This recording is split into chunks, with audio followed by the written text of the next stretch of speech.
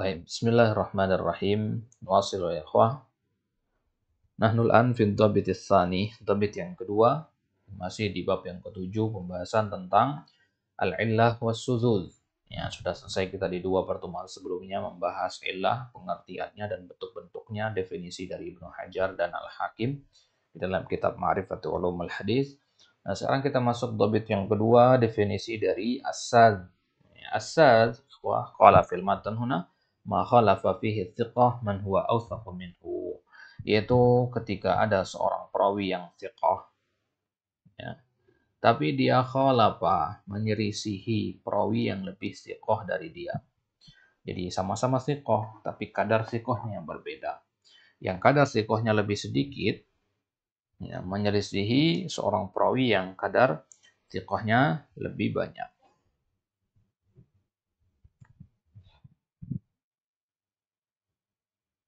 Nah, ya, jadi ini dinamakan sad. Kalau definisi dalam kitab-kitab yang lain, mukhalafatu as-thiqah liman huwa awsaq minhu. Baik. Kita lihat definisi secara bahasa dulu. Ya, sadzu lughatan at-tafarrud. Secara bahasa, yang dimaksud dengan sad itu adalah at-tafarrud, yang bersendirian. Qala al-Jauhari dalam kamus, ya, di dalam kamus oleh al-Jauhari, kamusnya namanya Tahdzibul Lughah, ya. Tahdzibul Lughah karangan Al-Azhari mengatakan, ya, sad itu berasal dari kata sadda yasuddu, ya, atau sadda yasiddu bidhammishin wa kasriha bimana infaroda. Ya, infaroda anil jumhur anil jamaah. Wasadu istilahan huwa mukhalafatu thiqah man huwa awsaq minhu la siyama idza kana hadzal awsaq aktsaru adadan. Ya, yaitu ketika seorang perawi yang thiqah menyelisihi perawi yang lebih thiqah darinya, apalagi kalau perawi yang lebih thiqah itu jumlahnya lebih banyak. Dia 1 versus 5 misalkan. Dan yang 5 ini thiqah-thiqah semua atau lebih thiqah dari dia. Nah, kalau Ibnu Hajar mengatakan wa urifa bihadza anna baina as-sadi wal munkar umuman khususan min wajhin. Lianna bainahuma ijtima'an fi istiratil mukhalafah. Bedanya apa sad dengan mungkar? Itu pernah kita singgung masalah mungkar ini, ya. Jadi mungkar itu, ya, sama-sama ada mukhalafah, ada penyelisihan, ya. Nah, sad juga, ya, ada penyelisihan. Nah, lantas bedanya di mana? Ya, bedanya adalah waftirakan fi anna sad, ya, riwayatu thiqatin aw saduqin. Nah, kalau sad itu perawinya thiqah atau orang yang saduq, sedangkan mungkar itu perawinya dhaif. Gitu dia, ya. Jadi mungkar itu jauh lah lebih parah dibandingkan dengan sad. Karena kalau mungkar itu perawinya jelas dhaif. Kalau sad itu perawinya thiqah, cuman masalahnya menyelisihi yang lebih thiqah. Faqad ghafala man sawwa bainahuma. Banyak orang yang, ya, keliru dalam masalah ini. Mereka lalai membedakan antara kedua jenis ini, menyamakan antara sad dengan mungkar, wa hadza khata'. Kemudian waqala aidan, Ibnu Hajar juga mengatakan, ya, fa in khulifa ay as-siqah bi arjah qala as-Sakhawi limazidi dhabtin aw kasrati adadin aw ghairi dzalika min wujuhit tarjihat. Jadi sisi penyelisihannya itu, ya, adalah entah dari sisi jumlah atau dari sisi kualitasnya, ya. Ya. Limazidi dhabt, entah perawi yang lebih siqah itu dia lebih dhabit gitu, entah dhabit sadar atau dhabit, ya, dhabit kitab, atau kasratu adat, ya, atau dia lebih kasratu adatnya. Jadi antara perawi siqah yang satu dan perawi siqah yang satunya lagi, perawi siqah yang kedua ini dikatakan lebih siqah. Dari mana? Dari mananya kok dia bisa dikatakan lebih siqah? Ya, dari sisi dia lebih dhabit atau dia lebih banyak jumlahnya, atau karena penyebab-penyebab tarjih yang lain, gitu. Ibnu Hajar mengatakan farraji al-mahfutu muqabilu wasan. Ya, tadi pernah kita, di pertemuan sebelumnya kita singgung ada istilah mahfuz, ya. Hadal hadis mahfuzun min sahabiyin. Istilah mahfuz itu maksudnya apa? Mahfuz itu artinya dia terjaga dari namanya mukhalafah seperti ini. Ya, maka farrajih al-mahfuz wa muqabiluhu as-san. Hadis yang rajih, yang kita kuatkan, dia adalah hadis yang mahfuz, Ya, wa muqabiluhu as-sad, dan lawannya adalah as-sad. Nah, maqala Suyuti rahimahullah wa sududi marwa al-maqbulu mukhalifan arjaha.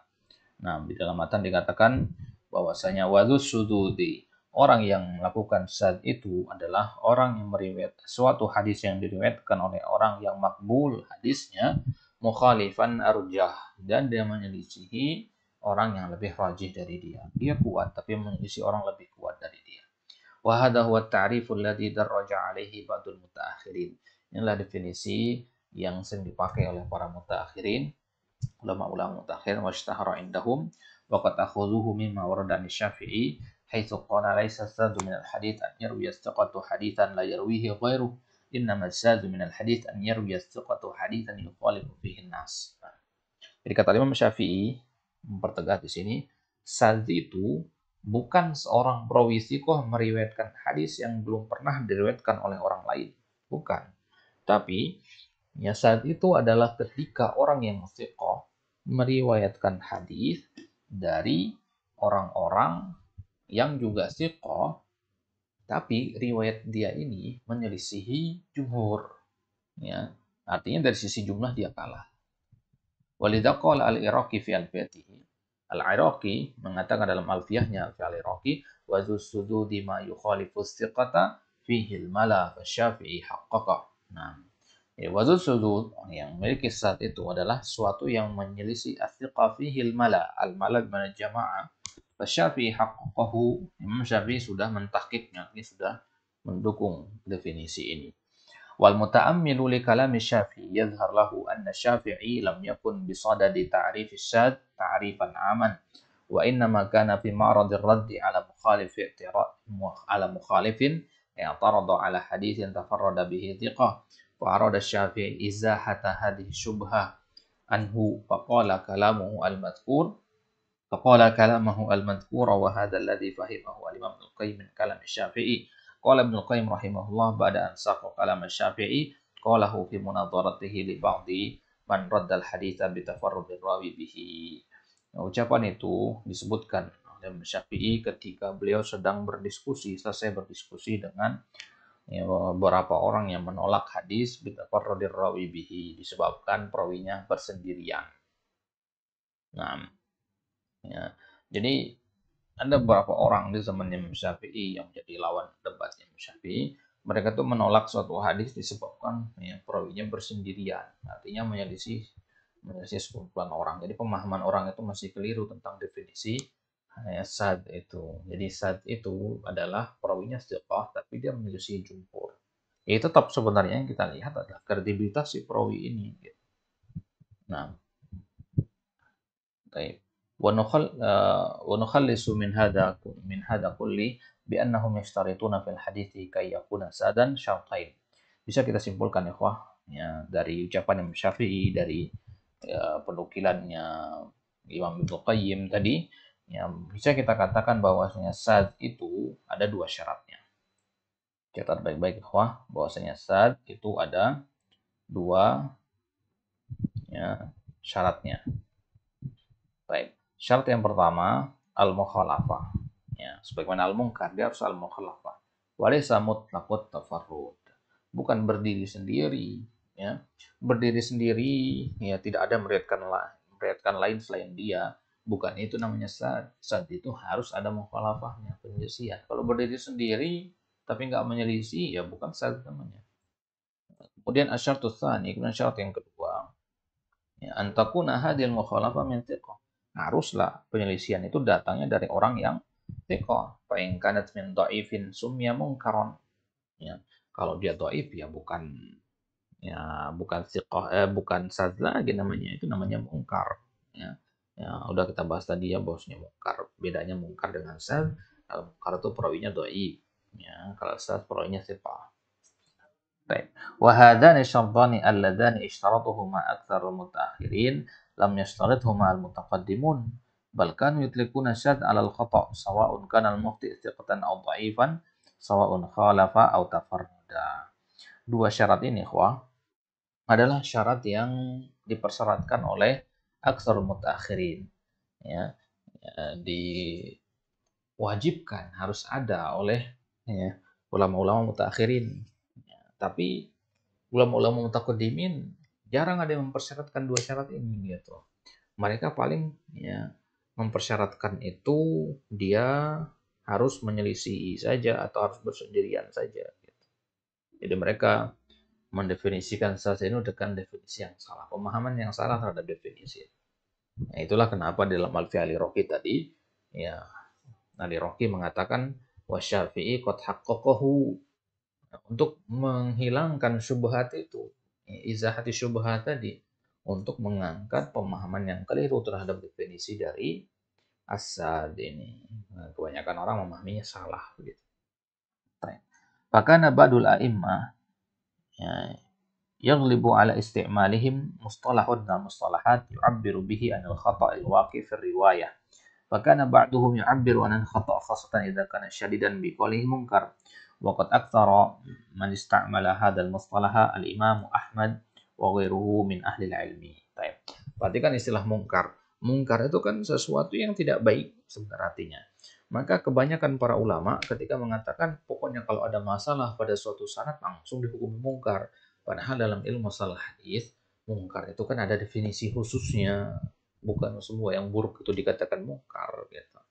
Kalau semua yang buruk dikatakan mungkar itu kan bukan definisi dalam masalah hadis ya.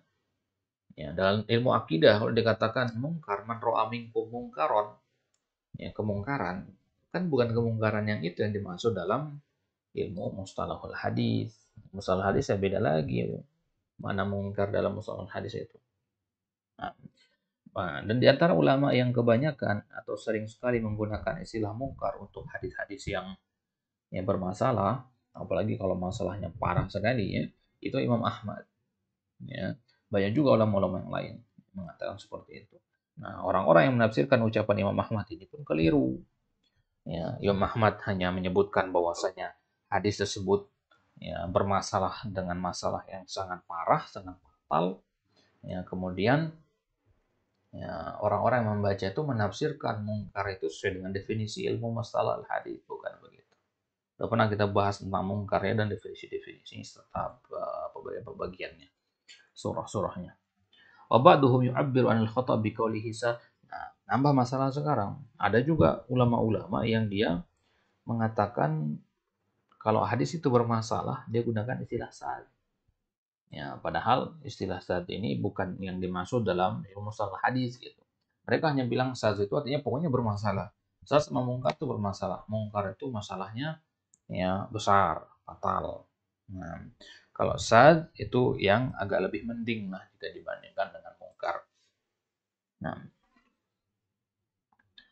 طيب ولذلك فإن الذهبي رحمه الله عرف الزاد ولم يتقيد بهذين الشرطين اللذين درج عليهما أكثر المتأخرون فقال رحمه الله الزاد هو ما خالف راويه الثقات أو من فرد به من لا يحتمل حال قبول تفرده. طيب kalau sad itu yang diartikan seperti itu tadi, makanya Al-Imam Az-Zahabi rahimahullah tidak mendefinisikan sad ya, dengan dua syarat tadi, syarat mukhalafah dan syarat dari siqah itu. Harus mukhalafah dan harus siqah itu.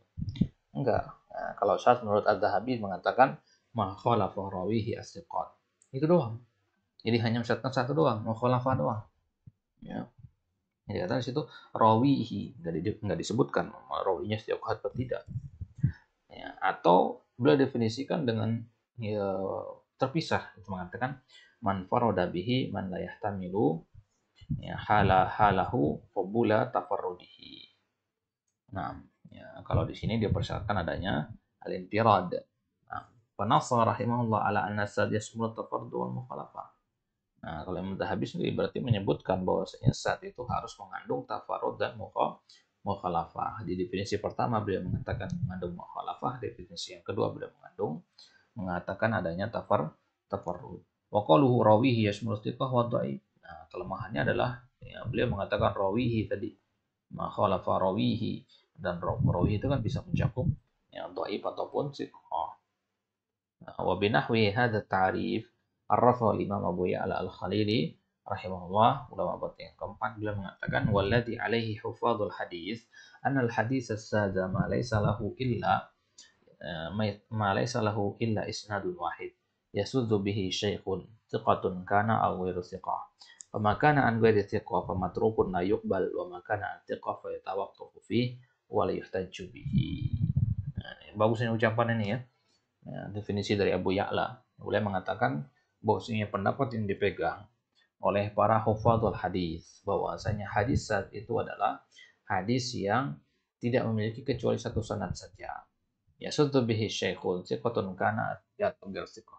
Dia mengatakan di sini ya saat itu nggak perlu siqah atau tidak siqah gitu, tidak dipersyaratkan harus siqah. Pemakana anggari siqah, cuman kata beliau jangan berhenti di situ dulu. Ya, cuman kata beliau kalau tidak siqah maka matruk la yuqbal, nggak diterima. Tapi kalau dia dari siqah maka kita tawakuf. Nah, tawakuf kalau pakai definisi ini agak repot juga ya. Ya kan definisi ini mengatakan ya saat itu bisa siqah bisa tidak siqah. Kalau siqah tawakuf kita. Ya, kalau tidak siqah matruk dia, tinggalkan hadisnya. Nah, ya seperti ini kan berarti masih belum jelas batasan dari sat itu. Bandingkan dengan definisi tadi, bahwasanya sat itu harus ada mukhalafah dan tafarrud. Afwan, harus ada mukhalafah dan apa tadi? Mukhalafah dan siqahnya. Nah, mukhalafah dan dari orang yang siqah. Kalau ada dua syarat itu, mukhalafah, siqah atau tafarrud tadi, maka berarti barulah dia bisa dikatakan lebih jelas definisinya sekarang. Nah, berarti masalah saat ini para ulama masih ya belum satu kata gitu tentang definisi yang jelas untuk saat ini. Ya, ya buktinya ada beberapa ulama yang berbeda pendapat tentang pemahaman terhadap apa itu syadz. Kenapa kok bisa terjadi perbedaan pemahaman itu? Yaitu ya karena ucapan-ucapan para imam itu ya bisa multitafsir gitu. Kita bingung ini kapan para imam itu mengatakan syadz yang maknanya syadz dalam ilmu mustalahul hadis, yang mana makna syadz yang artinya bermasalah gitu. Karena sesuatu yang bermasalah itu dikatakan syadz. Baik. Itu dia ikhwan, insyaallah taala di kesempatan selanjutnya kita akan ambil amsilatu as-sad. Ya, apa saja contoh-contoh untuk hadis yang sad ya. Baru selesai itu kita akan membahas topik yang ketiga, sebab-sebab ditolaknya suatu hadis. Ya, ada tiga nanti as-saqtu fil isnad, at-ta'nu fil rawi dan at-ta'nu fi riwayah. Insyaallah di kedepannya pembahasannya akan menjadi mungkin lebih ringan ya untuk dipahami dibandingkan pembahasan dua poin tadi itu syadz dan ilah. Syadz dan ilah ini memang ya, agak rumit untuk dipahami di level dasar ya, apalagi kalau sebelumnya belum pernah belajar mustalah hadis. Ya, lebih baik antum skip dulu pembahasan syadz dan ilah. Cukup pahami definisinya saja, nggak perlu masuk ke khilaf-khilaf tadi. Ya, definisinya sekian, yang ini atau masalah ilah nggak perlu antum masuk ke bentuk-bentuk ilah, cukup pahami apa itu ilah saja, apa itu syadz, walah kelas. Nah, di pertemuan selanjutnya insya Allah kita akan ambil apa itu contoh-contoh dari hadis-hadis yang syadz. Allah taala a'la wa alam. Wassallallahu ala nabiyina Muhammadin wa ala alihi washabihi wasallam. Wa akhiru da'wana alhamdulillahi rabbil alamin.